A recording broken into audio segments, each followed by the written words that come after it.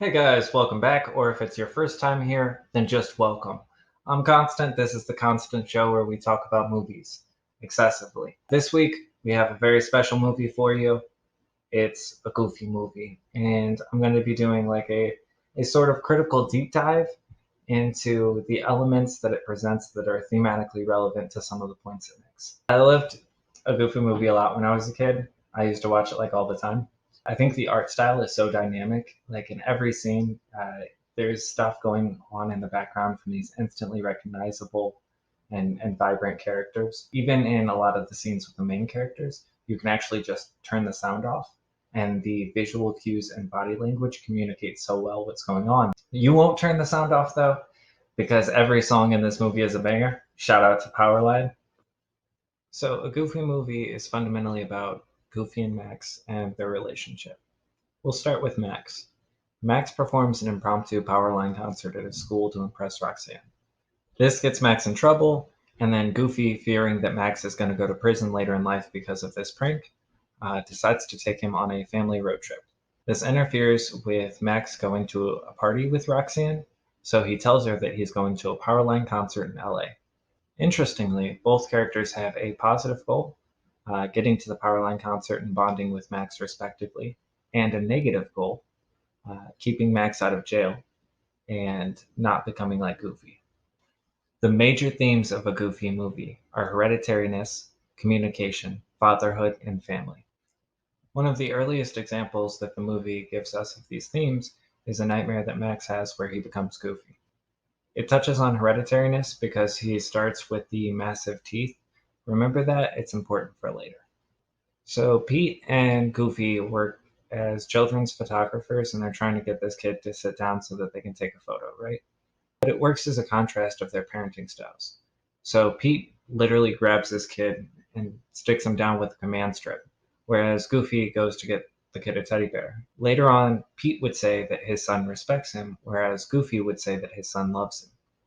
This contrast is played with throughout the entire movie. The scene ends with the child slipping out of their diaper and running away, which kind of functions as a metaphor for the more control you try to take from a person, the less over them you actually have. Goofy giving the kid a reason to be there versus Pete forcing them to be there. The trip that Goofy is taking Max on is a family tradition, and it's been passed down for like 3 generations. In the process, he offers him a fishing pole that's been passed down for like 3 generations. It's interesting how they do the trip itself because Goofy literally has a checklist of things that he did that was fun when he was a kid, he busts out later. We're introduced to the map very early on, and it serves as a metaphor for your child's path in life. There's a scene very early on where Goofy is so preoccupied looking at the map that Max literally has to take the wheel because like his dad's focus on trying to put him on the right path, actively putting him into danger in this scene. The tape is kind of symbolic of their relationship because if they can't learn to compromise, then they're both going to end up unhappy. This is further exemplified by the lyrics in The Open Road because it's asymmetrical. Goofy is talking about the open road in a positive way, whereas Max does it in a negative way. They go to a redneck Chuck E. Cheese that's in a state of complete disrepair. This is emblematic of the way that Goofy's nostalgia for the past isn't holding up alongside modern eyes. They go to Pete's RV, and Pete doesn't really know where PJ is when they show up because it's in a big, huge thing, and he's like, yeah, he's in there somewhere, which is interesting because his whole thing is like control, right? But um, Goofy, whose thing is like trust, at least to an extent, it's compromised by the fact that he's worried about Max going to prison, which I feel like is portrayed as a bad thing because it goes to show that he doesn't trust his son. Goofy seeks advice from Pete because at this point he's kind of lost, and Pete basically says to be commanding. But he orders PJ to knock over this pen, and we can see how disheartened PJ is, showing the effect of that parenting style on a kid. Goofy tries to steal this approach to get Max to go fishing with him. Goofy teaches an incredibly complex cast to Max that has been passed down for like 14 generations. You can see that Max is visibly annoyed when he's fishing, which is a mirror of PJ earlier, reinforcing the idea that the more control you seek, the less you actually have. There's this scene where Bigfoot traps him in a car. It makes sense. He's doing all kinds of fun stuff outside. I'm not going to spoil any of it for you. You need to go watch the movie. But when they're in the car, Max gets hungry, and Goofy sticks his arm out the window to grab this can that has been knocked onto the hood of the car.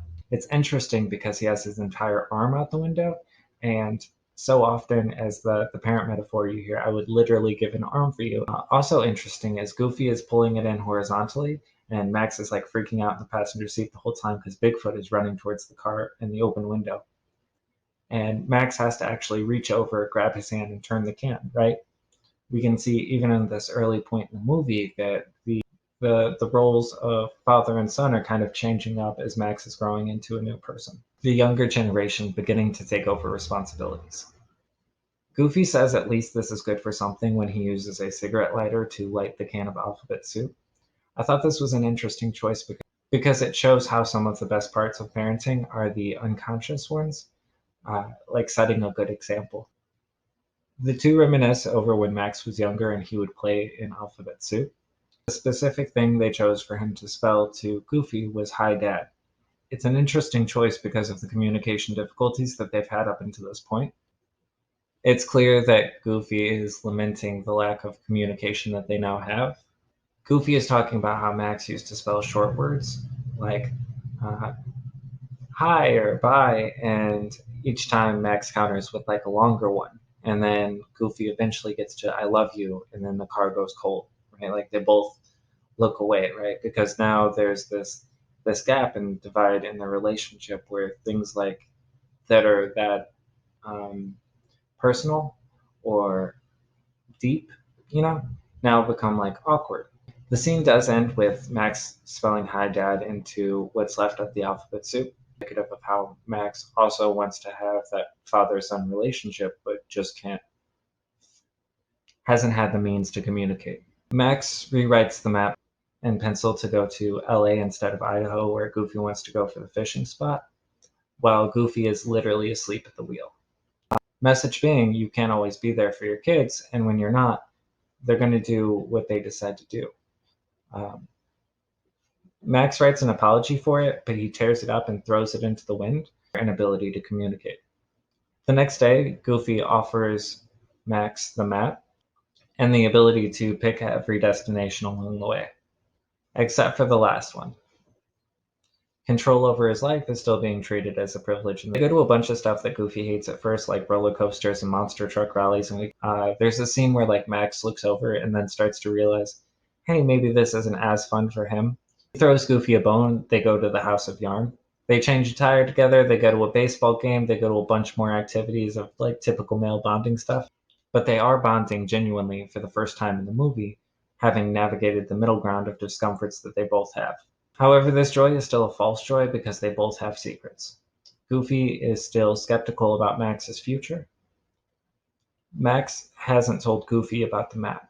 Pete figures out that the map has been changed and he tells Goofy about this. Goofy has this back and forth struggle about whether or not he should trust Pete or his son.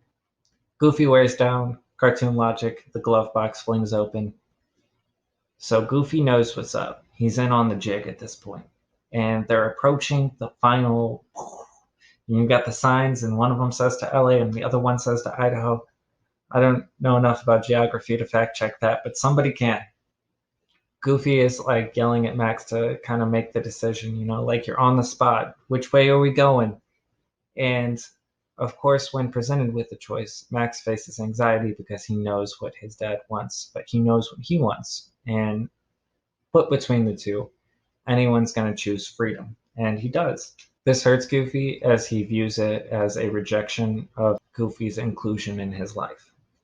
Max leans on the car, pushing it down the hill, and then they chase after it. They're blaming each other the whole time, and it's getting heated, but like they're finally communicating about the things that they haven't said.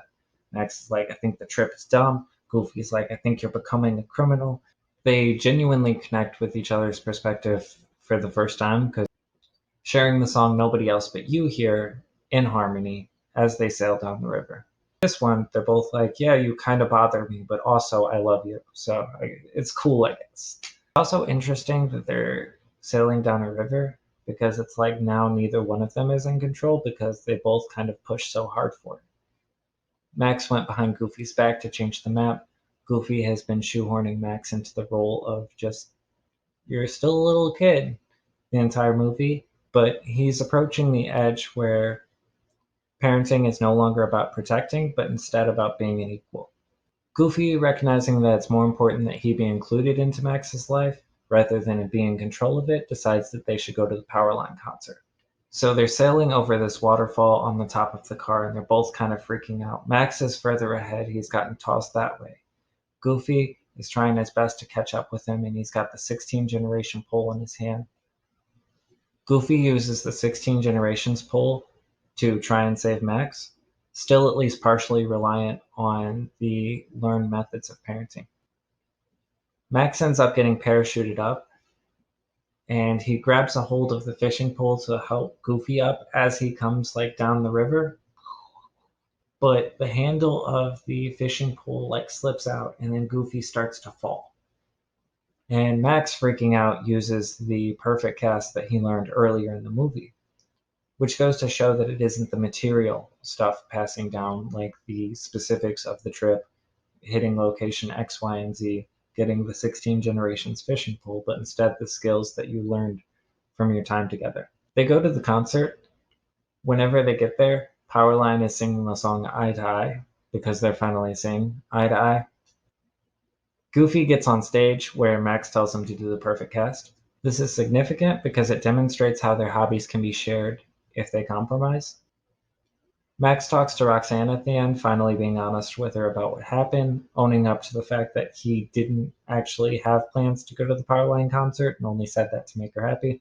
This allows her to finally be honest with him, and it turns out the thing that drew her to him in the first place was the "yuck" laugh that he got from his dad. Part of you is your parents, but that's not necessarily a bad thing. Then he makes plans with her, but he schedules them after his dad, showing that there's still a place for him in his life, before Max introduces a father that he is no longer ashamed of. This is going to sound a little bit ridiculous, but I think a Goofy movie is a very important movie. It's very rare to see a film that so accurately depicts forms of positive male communication, especially so explicitly. I think that the low stakes and animation style breathes so much life into the core conflict of the film, which is the fracturing of a paternal relationship as the son grows into a man. The way it handles communication in general is just completely beautiful because it's so accurate. If you don't have honesty and trust, then you can't even communicate at all. It's only when they both let down their walls of insecurities, fragile hopes, and understanding of each other that they can finally bridge the gap.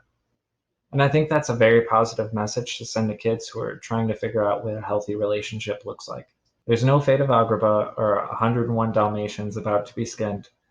There's a father and a son trying to work through the divisions that separate us all, and extending the effort to do so. And I think we can all learn a lot from that. But that's been the movie. Those were my thoughts. I hope you had a good time. I guess if you guys like stuff like this, then just let me know. And like, comment, subscribe.